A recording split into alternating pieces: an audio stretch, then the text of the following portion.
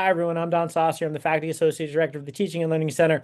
And all of you here in real time, I think probably know that and have met me before, but anyone watching asynchronously, it's nice to see you. It's nice to see those of you here already too. So that's definitely good.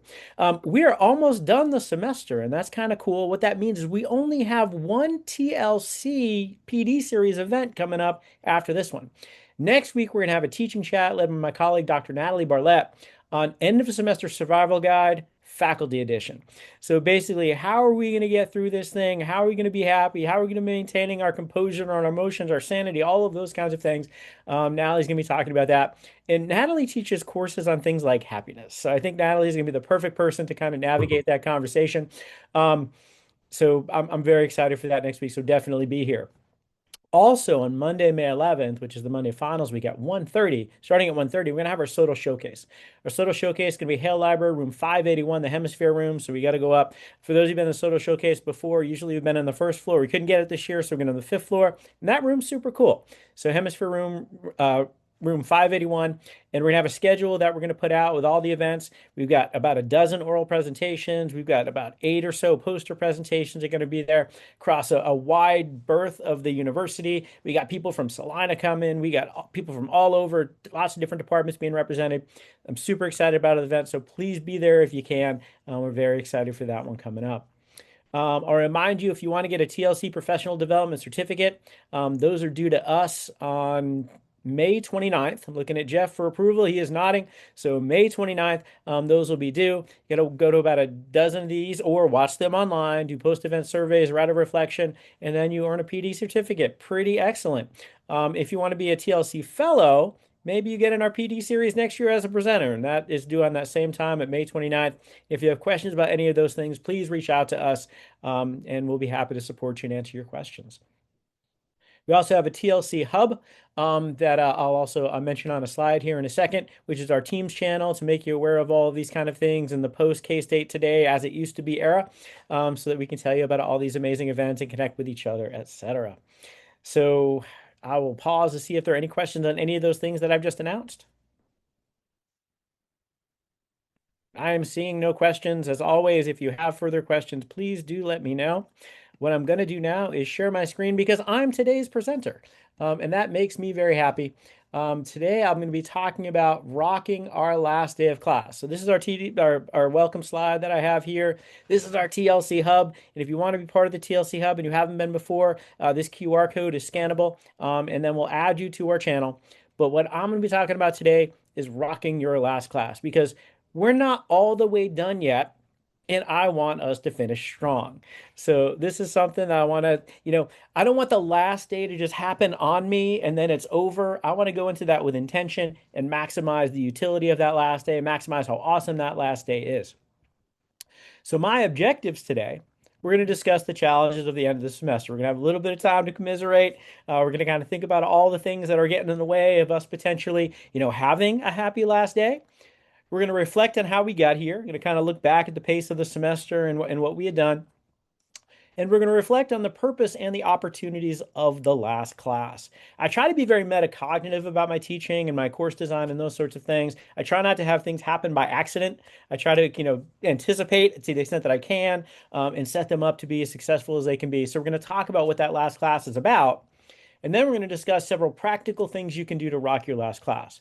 If you've never seen me present before, one of the things that I really like to do in the presentations that I give is to try to be really, really practical.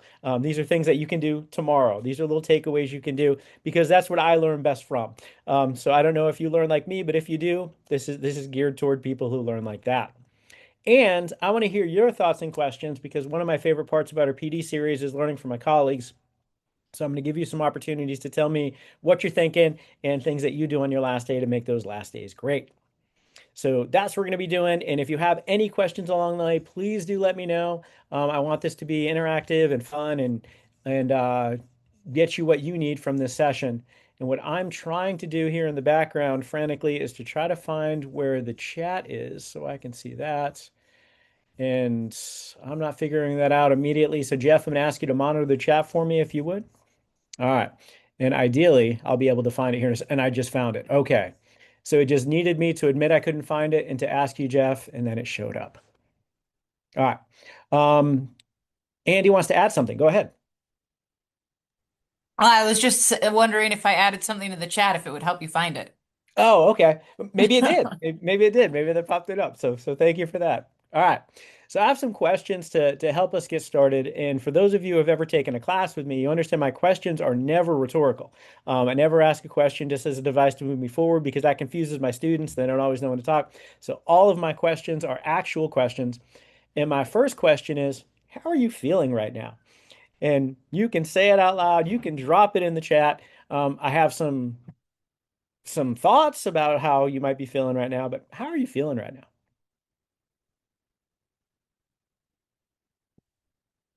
So we get the excite panic that Andy had mentioned before, kind of a I have this concept that I talk about called excite nerve that oftentimes when we're put into situations like we're presenting to our colleagues whom we respect, we might be both excited and nervous at the same time. So we have those kind of dual emotions competing for prominence.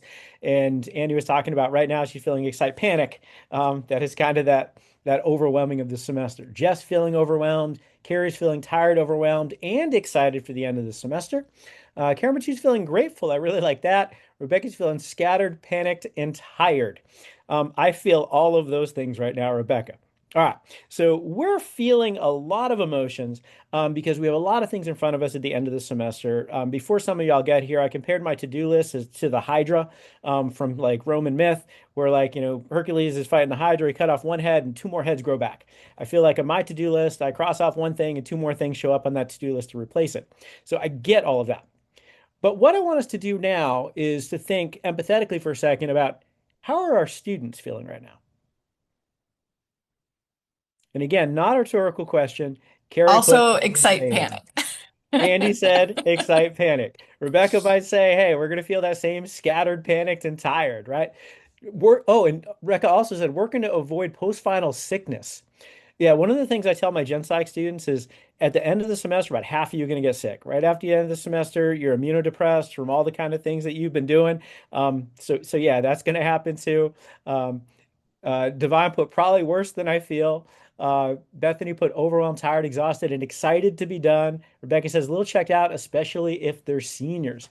Yeah, I mean, actually, one of the hyperlinks to one of my slides here is going to be to how to deal with senioritis because some of our students are like, I'm done. Like, I'm not just emotionally done, but I'm literally done with college. So it might be hard to get them to do really anything, kind of at that end point. And I want us to think back to our senior years in college. We might have felt the same way. So, one of the things that I'm trying to kind of establish with this activity, yeah, especially the ones that are already accepted to their next schools and the ones who have jobs already, that kind of stuff, is the things that we feel our students feel too, right? It's not just us, because I think sometimes it's easy for us to think that our experiences are unique to us and that no one else has those experiences. But as that end of the semester sneaking up on all of us and our students and those sorts of things, knowing that we're all going through this kind of, emotional ambivalence. We got the excitement on one side, the anticipation for graduation, anticipation for summer, all of that, along with the fact that we're not done and we're nervous and we're overwhelmed. And maybe you're a senior who didn't get into grad school. Maybe you're a senior who doesn't have a job lined up, and all those existential questions that they may be having.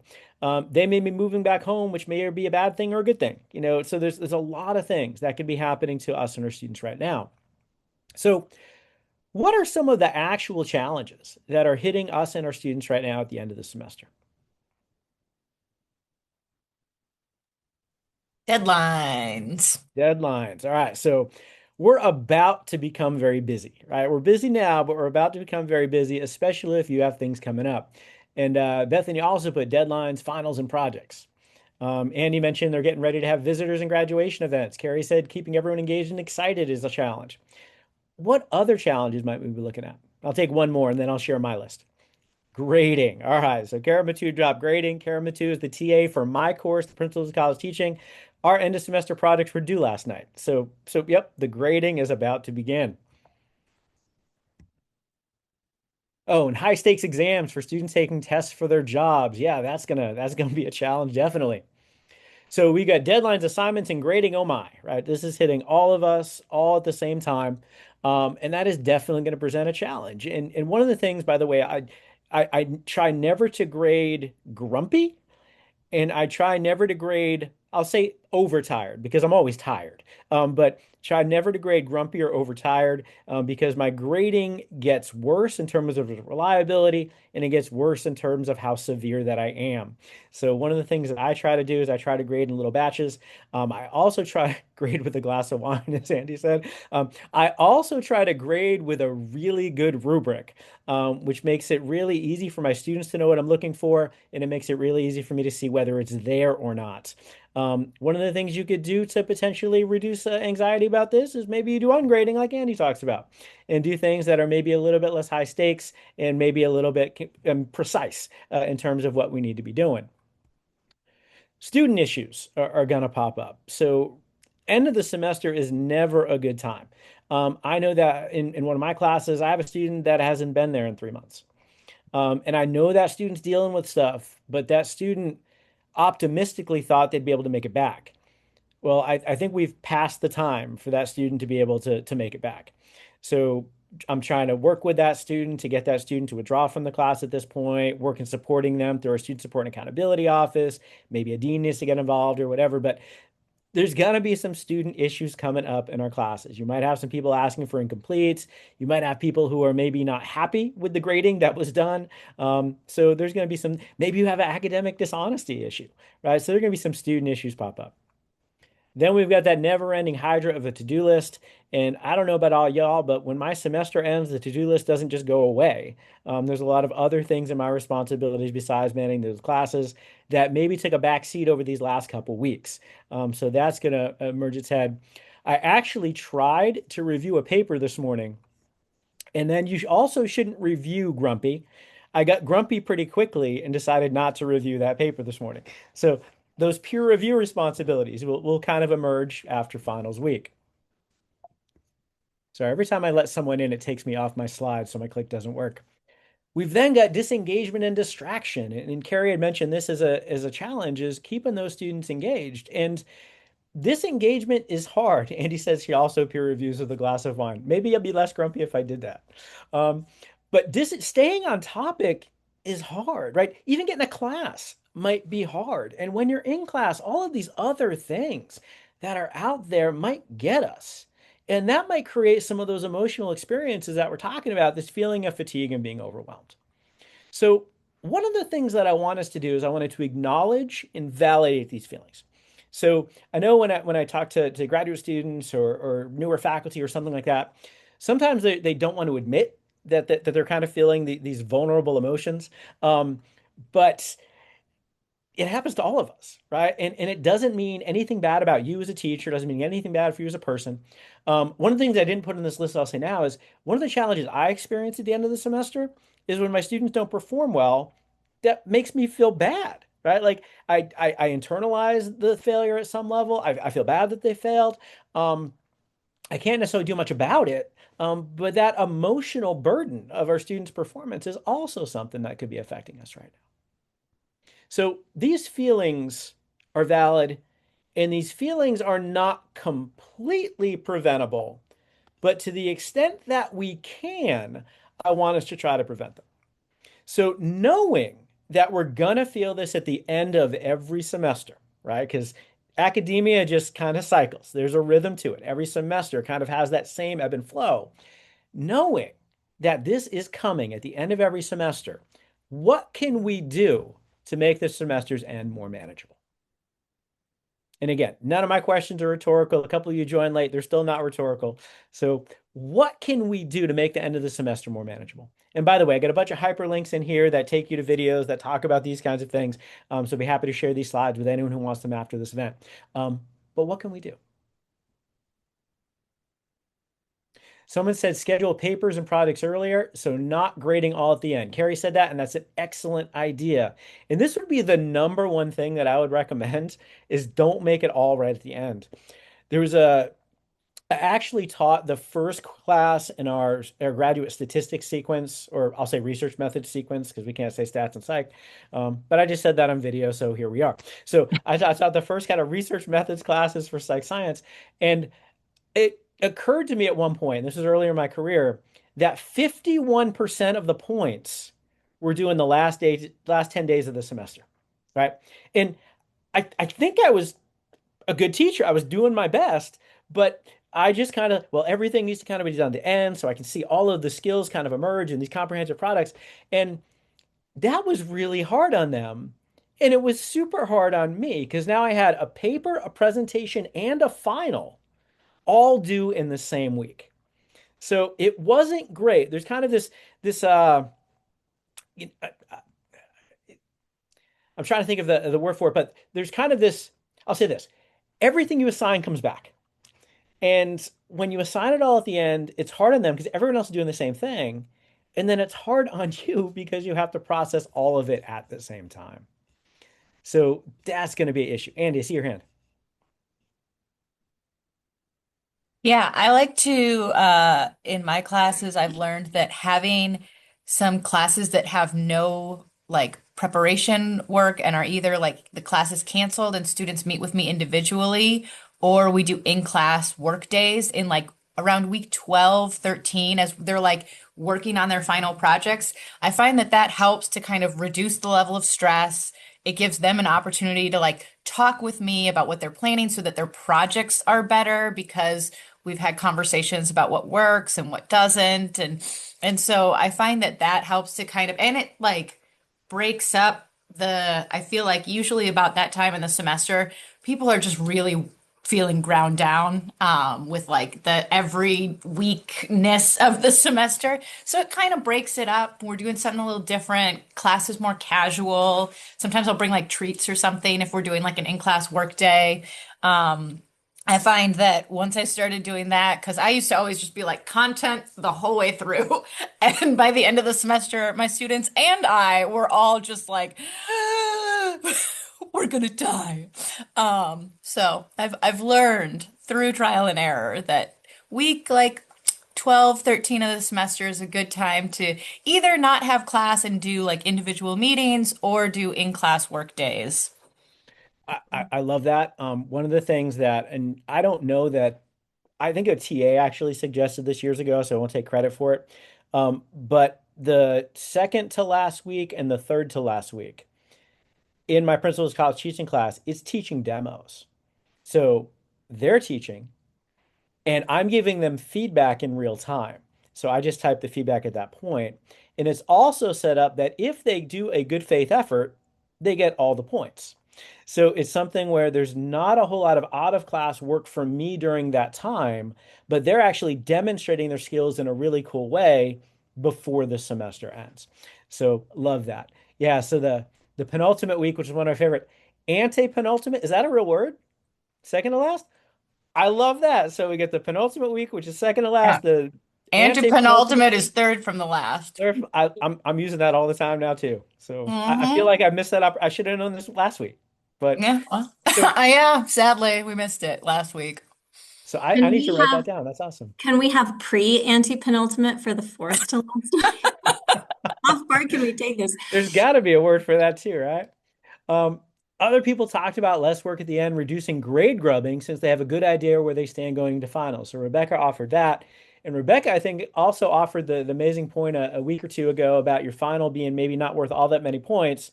So it can't save you, but it won't destroy you either. I think you said something to that effect. So that'll reduce some of the overwhelming stress that might be on our students at that point. Other people talking about some self-care stuff, taking time to manage your mental health, reducing your stress, all of those sorts of things. So there are things that we can do. I And have one of another the things, one. oh, go ahead, please, Sorry Andy. to interrupt. Go, go, go, go. Since Rebecca was saying like having it reduced in terms of points, I've also for some classes, depending on what the course is, if it's appropriate, instead of having a final exam, I have a final reflection where students have to give themselves a grade. And so they have to explain like what they learned. They have like the course objectives, they have the SLOs for the program, and then they have to like go through with very detailed like what did they do? What did they learn? How does that meet the objectives and the learning outcomes? And then give themselves a grade using evidence. And so it's not quite as stressful and it really gives them an opportunity to reflect on what they learned, solidify that knowledge, and then it makes my grading way easier because most of the time I'm like, yep, I agree. Mhm. You argued well for it. Great, that's your grade. Yeah, I think I've had students do similar things where I won't ask them what grade would you give yourself. I say, what grade do you think you're going to get? To give me a little bit more distance from that because I've found that much of the time, like you, I say, yeah, that's about where I would put you.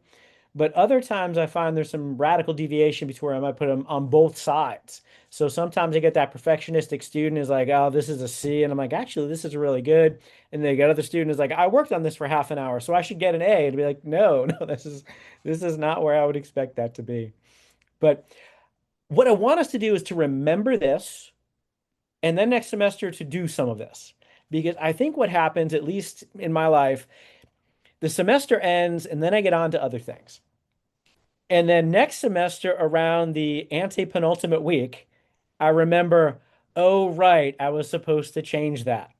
So one of the things that I'll kind of, implore you to do is to make some notes right now about anything you, and maybe you can't, but anything you could do to change your course design to reduce the stress of the semester on you and your students next semester. Take note of that now, maybe change the syllabus now, maybe say, hey, make this assignment due earlier or make this assignment shorter or whatever that is. But think about that now because this is the right time to do that reflection. And let's see, I'm just getting caught up in the comments here in a second. So people are starting their classes with mindful meditation. Love that. Um, yeah, excellent. Um, Schedule sending those notes to yourself. That's fantastic.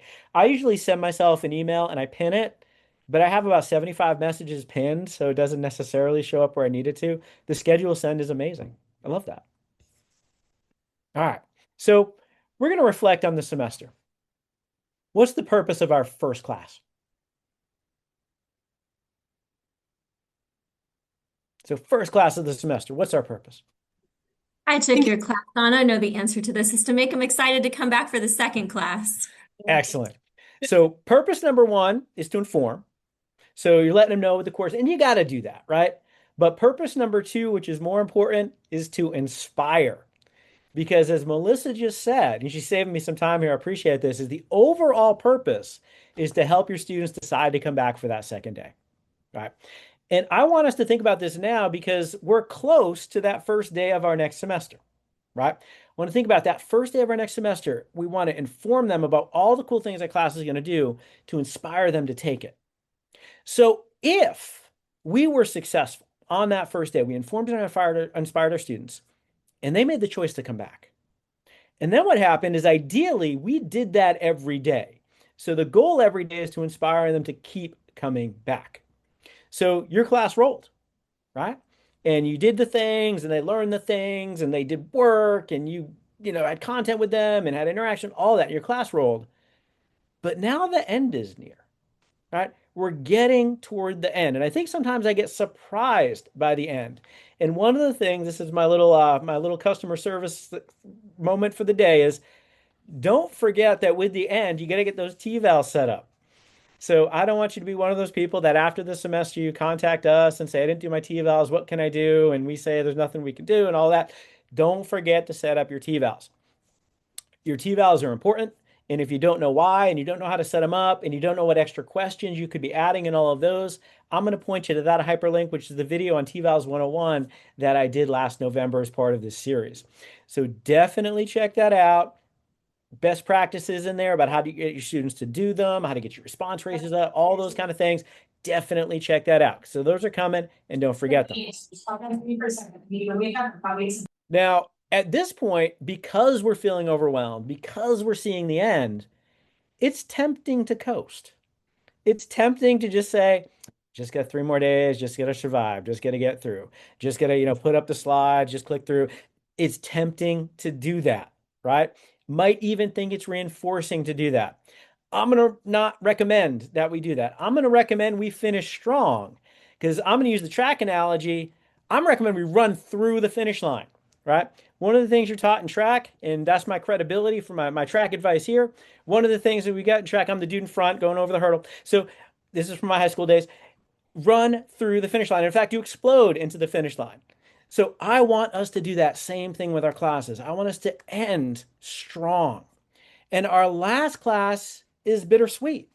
Our last class is the last chance with this cohort to talk about all the cool stuff that we're doing. It's the last chance with this cohort to meet and share thoughts and ideas and all of that.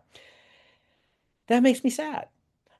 I am also kind of excited for the class to be over and to go on to the next thing and for break to happen and all so it's got those bittersweet ambivalence. And it's also a wonderful opportunity to embrace that last moment. So I want us to think about our last class as having a unique purpose. Our last class isn't just the last one. It's a special, unique opportunity I think we have every semester when we teach. And I want us to think intentionally about what that purpose is. So, what is the purpose of our last class? Are you going to tell us we're supposed to inspire them again, Don? I am going to tell you some of that, yes. I think it's a great opportunity for reflection and review of all the learning that has happened over the course of the semester and to celebrate said learning. Okay. So Andy is like almost reading off the slide I'm about to show. So we're going to go to that. I listed a number of purposes. Number one, we're going to validate that decision they made on that first day, right? We're going to validate that they made the right decision coming back to that second day of class and the third day and the fourth day and all of those. We're also, as Andy said, we're going to reinforce some learning from the semester, right? I think going over some of those highlights and reflecting on, hey, these were the SLOs. This is what you signed up to do. Did we do them? How are we feeling about having done them? In my class in Principles of College Teaching, I tell them the alternative kind of name for that class would be How to Be an Excellent Teacher. Did we become a more excellent teacher over these 4 months? If they can say yes, that validates their decision, and we can talk about what are the things that you learned to be an excellent teacher. This is also an opportunity for us to collect data for future semesters and classes. Now, I say data here because that's how I talk, but I don't necessarily mean like doing an actual research study. I mean, let's get some feedback, let's get some information from our students to help us make the next class awesome. And the next class, and I'll talk about this in a little bit, might not even be the same class. So I might think about how can I make this class that we learn together better the next time I teach this class. But it might also be what other classes could I be teaching and how could I make them better too? So collecting some information in a dedicated way on that last day might be a pretty good use of time. Also an opportunity to promote some future connections. So letting them know how to access you and use you as a resource moving forward. So I always let my students know if you're thinking, a couple of years down the line, you want to major in psych and you don't know how or why or whatever, don't lose my email. We'll set up a meeting. I'll talk you through it. If you're looking for some research lab experience a couple of years from now, contact me. Looking for a letter of rec, contact me. So letting them know how they can use you as a resource moving forward is going to be helpful. So someone said, what if there's a required class? And then Andy said, nothing is required. Yeah, I agree too. I frame everything as an opportunity. So yeah, Andy and I are aligned on that. And then we're going to celebrate. And I think it's okay to commiserate the end. If your students are a little bit sad on that last day, that's a win, right? That's kind of a good thing. And I've teared up on the last day of a class on occasion when the students like, oh, I can't believe we're not going to do this anymore. The student starts to get weepy. I'm gonna get weepy. That's how that goes, right? So you can celebrate getting to the end. You can commiserate, and I don't mind that kind of receiving line to students at the last day of class coming up and sharing their stuff with you on that. Having space for that, I think, is fantastic. And I want our ultimate purpose is to end feeling fulfilled. Unfortunately, I know sometimes in my career, I didn't plan for this. So what happened is the end snuck up on me. So suddenly we were out of time on the last day. They said, "Oh, well, that's it. Thanks so much for being here." And that was it, right? And they leave and I leave and I'm like, wow, we're done. I would rather have something more intentional to allow for some of those purposes to be fulfilled as we progress. And what I'm going to do now is I'm going to share with you some of the things that you can potentially do on your last day of class to help achieve some of these purposes. And I'll do some of these as activities on my last day of class. I will be honest, some of these I don't do as activities on the last day of class. Some of these I do as end of the semester assignments. And these might be end of the semester assignments that are a little easier for them to do, a little nicer for me to grade, even though the end of the semester kind of assessment of their actual learning happened in the week or two before. So these are things that you can do either in real time with your students or you can do as an end of the semester assignment. And I've kind of codified these into 3 different groups. The first couple I call it applications of learning. So here we're dealing exactly with the content. And one of the things that I love dealing with this, or what I call either relevance activities or relevance assignments, depending on where I'm doing them. If I'm doing them the last day of class, that's a relevant activity. If I'm having them submit it, in Canvas or something like that, probably a relevance assignment. But what I'm having them do is take the information from our class and apply it in a meaningful way for their personal or professional life. So they're giving me the where they're going to use this information. They're going to give me the when they're going to use this information. So might do something like how, and sometimes I cue them. Sometimes I keep it open, but sometimes I cue them. Say, how would this information make you be a better parent if you were to have kids? How would this information make it less likely for you to blow up at your family at a holiday dinner? These kinds of things, and then apply it in a way that's ideally going to have some relevance. And I try to keep the situations, kind of a little light and fun, so that we can have that kind of celebration of, hey, I know stuff now. So this is something that I absolutely recommend. Sometimes I put it a little bit more extensive, and I call it homework for life. It really bothers me that when I look back at my undergraduate career, I can't remember a lot of the classes that I took. So I spent 4 months taking a class, and I found like my transcript like the other day cleaning out my office, and I was looking, I was like, I don't remember that class at all. I've no like I spent 4 months doing work in that class, and I don't remember anything about it. And I think it's because at the end of those 4 months, there wasn't any reason for me to remember it. There was nothing that the instructor did in that class to help me understand why I was learning that information, other than to get the grades I needed to get my GPA where it needed to get to grad school. It's that was my thinking at the time. So one of the things that I recommend that we do is we have our students do a homework for life assignment, which its intention is to let them know that now that you have this information, what is the homework you will either give yourself or someone else to apply this to make your life and or the world a better place? And sometimes I'll have my students do this as a public service announcement. So it'll be like, all right, you're going to write like a little commercial, or you can even like look in your phone and do one or whatever. But you're going to write like a little spiel for why the good, bad, funny class that you took with me this semester could make the world a better place. And I really like the outward extension of the content in that way. And I'll even tell them, I'm very explicit with my students, it's because I don't want you to forget this as soon as the semester ends. I want this to be something you carry with you. Another way you could do something like this is say, what will you remember 20 years from now? So just kind of cueing them that some of this information you should intentionally try to take with you. And I will say that reading these is fantastic. Because often what will happen is they'll talk about something being super relevant, or they'll talk about something being, the key to making the world safer. And it was a tiny part of your class. Maybe it was an answer to a question that you gave in the third week that you didn't even think of. And what that has often done is cued me to make that a bigger part of the class the next time I teach it. Because you'll see the things that resonate, the points that resonate with your students. So I highly recommend these. The next category I call kind of activities for the soul. So these are things that are going to make you feel good. And ideally, it's going to be things that make the students feel good. And the first of these is top 10 things learned. I do this in almost every single class that I teach. So at the end, either as an in-class activity or an end of semester assignment, I do the top 10 things learned, and I'll tell them this can be facts, this can be skills, this can be funny notes, whatever that is, but tell me the top 10 things that you've learned. And often I'll find some pretty good convergence on the most important points of my class, but then I'll find these idiosyncratic epiphanies for my students that kind of going on there too. And I love sometimes they'll say, I learned, and then they'll tell me something they learned about themselves. So I learned that I can do hard things. I learned that teaching isn't as scary as I thought it might be. I learned that my instructor could be empathetic. These are really, really good things for us to understand moving forward about what resonated with our students, and particularly how we connect to help them learn. So I love these. Next one I love is favorite moments and memories. I'll often put this on my TVAL sometimes too, is what was your favorite moment in this class? What was your favorite memory from this class? And again, often it's something that unless they mentioned it in there, I wouldn't have remembered it. It'd be just like this little thing and a big, that's right, Jeff told this fantastic story. That was wonderful. And then I'll write myself a note to include that next semester. So I really, really like these. And now what's happening is the students are ending the class on a high note. They're ending by talking about value.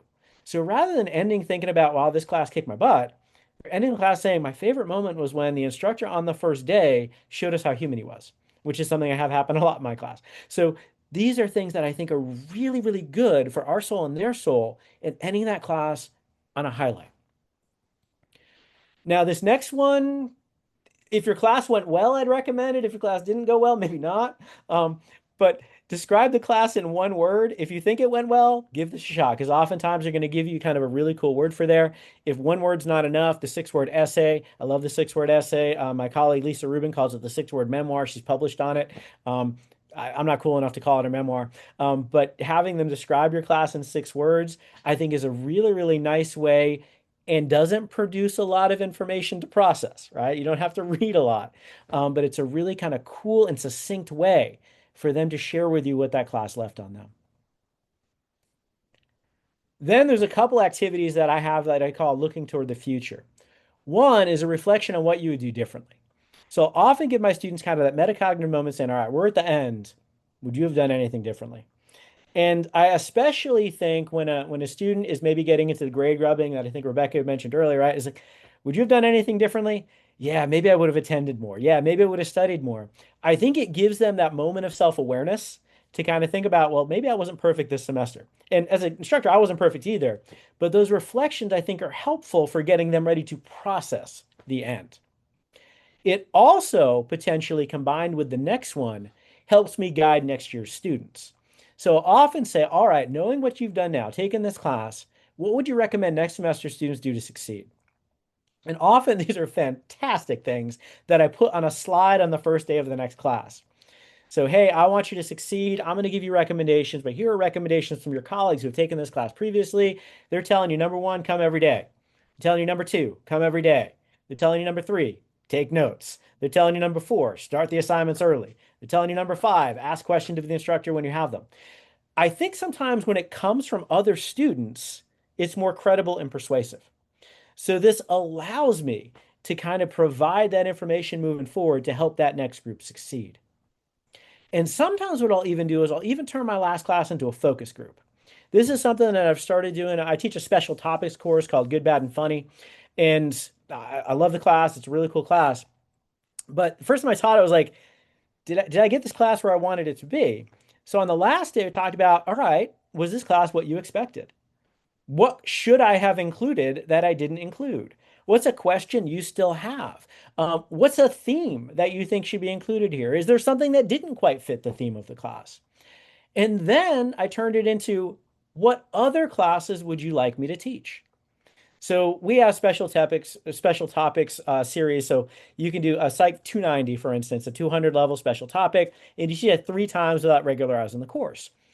Is there another special topic you'd like me to teach? And it's really cool to kind of hear their ideas, right? And sometimes I'll even have an idea for them. So I asked my last year's class, I asked my this year's class, and they might actually convince me to teach it. But I'm saying, hey, you took Good, Bad, and Funny. It was cool. If I taught Psych of the Apocalypse, would you take it? And we had a great conversation last year, but then I ran out of time prepping it, so I taught the same class instead. But saying, if we're going to teach that class, what would you want in there? What would be the topics? What would be the reasons you would take it? What would concern you about taking that class? So it's a really nice way for you to kind of involve your students in course creation and course design because they're your colleagues. And I think sometimes we forget our students are our colleagues. Developmentally, our students are just a little bit further behind than we are, right? We're not smarter, we're not more creative, we're not cooler, we're not any of those things. We've just been doing it for a little bit longer. So involving our colleagues in these conversations, I think, is really, really helpful for me to design classes that I'm going to enjoy teaching in the future. So I love these on my last days, and hopefully some of these are going to work for you. But I want to know, what do you do on your last day? So I'm always looking to learn new ideas, and I'm going to write down some things if y'all have some. But what do you do on your last days to kind of achieve these purposes of validating and inspiring our students?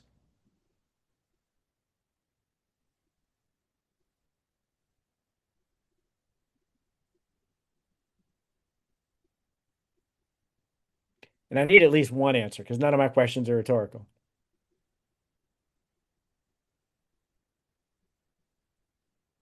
I mean, I have some pretty standard things that I do on the last day. I love doing the which I think I'm positive we've talked about this before in this group, but top 10 things you've learned and then get with a partner and whittle it down to your collective top five. And then as a class, we'll do the collective top three things that we learned in this course. And that, like you said, Don, like that gives you then like really interesting information on the things that they like locked on to. And I think also a lot of those offhanded comments, that like something that I'll have forgotten that I said that they really like keyed in on. I think it also highlights the importance of spontaneous and reactive teaching to the moment. Like a lot of times those comments come very authentically because I was just responding in the moment of like based on, what was happening and the students can feel that there's this like energy that we're, engaging that way. So that I like doing that activity a lot. I almost always have them go over the objectives of the course.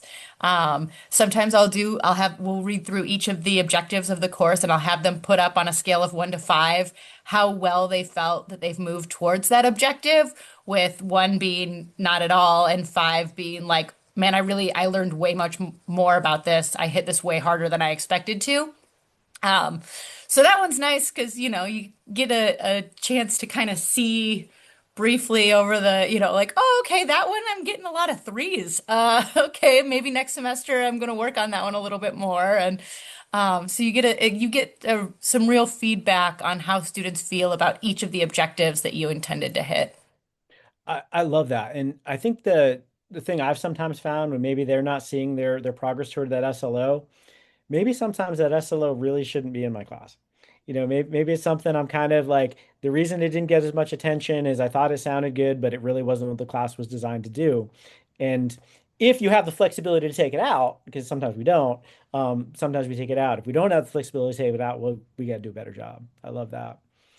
Megan noted in the chat that reviewing for the final exam might also be good. Understanding we still got a little bit more work to do, and help them succeed on that work coming up might be a good use of class time as well.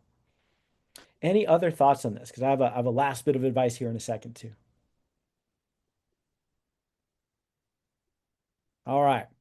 So my last bit of advice, and I'll probably say more things too, but the last bit of advice that I plan to share with you is be ready to close. Think about the last thing you're going to say, because sometimes I've found that in that moment I've got nothing. And I'm just like, all right, well, thanks, we're done. And then I'm like, oh man, I should have said something more. So think about the final thing you're going to tell your students and get ready to drop the mic, right? Get ready to say something really kind of, you know, I want it to be authentic. I want it to be, kind of sincere. I don't want you just, reciting something you think sounds good. But think about like, you've worked with this cohort for 4 months, ideally on stuff that you love, content you love, skills that you've loved. You've had some great experiences. What do you want to say to let them know that that was meaningful to you? And I'll kind of share one thing that resonated with me, because I think when a professor gets this right, it might stay with it. This is Robert Lawson. Robert Lawson is actually no longer with us. I was his GTA in graduate school. He was an IO psychologist at the University of Vermont, and I TA'd for him. And he would end every class the same way, or the last class, and the last class every way. He'd say, "I always said when I got this all figured out and I perfected my craft, I'd retire. I'll see you next semester." And I just love the embracing of the growth mindset there. And the fact that he was an excellent teacher, I think was just a really good model. It was formative for me as a GTA, and the students loved him as well. You're saying, like, this dude tries. This dude puts in his work. This dude is engaging. He's got great examples. He cares about his students, all of these things. And he's still working. And I always thought it was the right tone for his class to say, I'm still trying. And the see you next semester saying, I want you in class again, right? Like there was a lot of really, I think, cleverness to that final statement, but it was also truly authentic. Also, the only guy that I ever kind of seen, or any teacher I've ever seen, he would shake every person's hand at the beginning of class. So he'd go around there and shake everyone's hand. He'd be like, Andy, how's your dog? Rebecca, how's the book coming? Or whatever. He'd remember these things. And I've seen people try to copy that, and it didn't work. So you're going to find something that's authentic for you. Don't be Robert Lawson. Don't be Andy Faber, unless you're Andy Faber. But be your best self that you can be, and let your students know how meaningful that experience was for you at the end. So where I want to close with this is, what are you going to take with you? So what is one takeaway that's going to help you rock your last class? And you can drop these in the chat. You can say these out loud. But I love to kind of have this reflection about what is stuck out to all of you, because I'll probably give this talk again in the future. And there might be things I might want to play up more or less, depending on these comments. So what are you going to take away?